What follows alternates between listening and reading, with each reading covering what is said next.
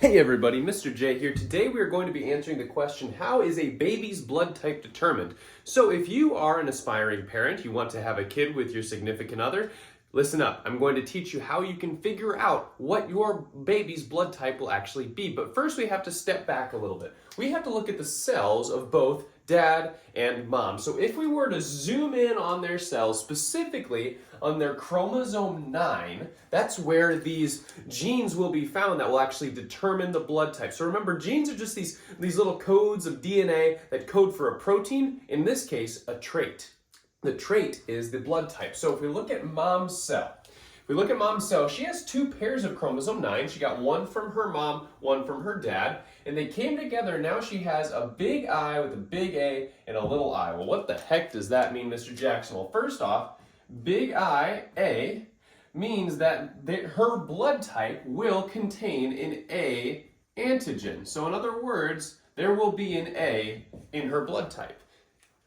If it's a little I, this is a recessive allele. It's almost quiet. So if there's an I, a little I, that means there's no antigen for that gene. Now, what's an antigen? An antigen is just going to be a little flag that's going to be sticking on the red blood cell. So we're going to skip that for now. But in this case, if she has an antigen for A and she has a little I for no antigen, she will present the A antigen. Her blood type will be A. Okay? Now we look at dad. Dad has a big I, big B, and a little I. So the same holds true. He has a big I, B, which will code for the B antigen. And again, that's just a little flag on top of his cell. So he'd have a little antigen for B on the outside of his red blood cells. And this means he's going to have type B. Now, why does he have type B? Because he's got the little I with the big B, and that doesn't present any antigen, so therefore he will have the B antigen. So now we've got mother's blood type A, father's blood type B. Now, we don't know what the kid's going to be, and I'll show you why. When mom and dad have a baby, they have to go through a process of meiosis in some of their sex cells. And what meiosis is, it basically means we are going to split up the chromosomes in their cells, and only one gets passed on. So what does that mean? Well, mom can either give her big IA or she could give her little I. For dad, he could either give his big IB or his little I. Now, how do we actually show the probability of what the kids will be? Punnett squares. So let's come over here. We're going to take mom's alleles, so her big IA, little I, and we are going to place them on the top part of this Punnett square. So I'm going to separate them out. This is called independent assortment. So she has a big IA and she has a little I. For dad, he's got a big I, big B. So that's going to be right here. Big I, big B. And then his little I is going to be here. Remember, they can only pass one on. So this is just a 50-50 shot of getting either one. But now we can show this probability. So in this case, they have a 25% chance of having the following baby, with a big I, big A, and big I, big B.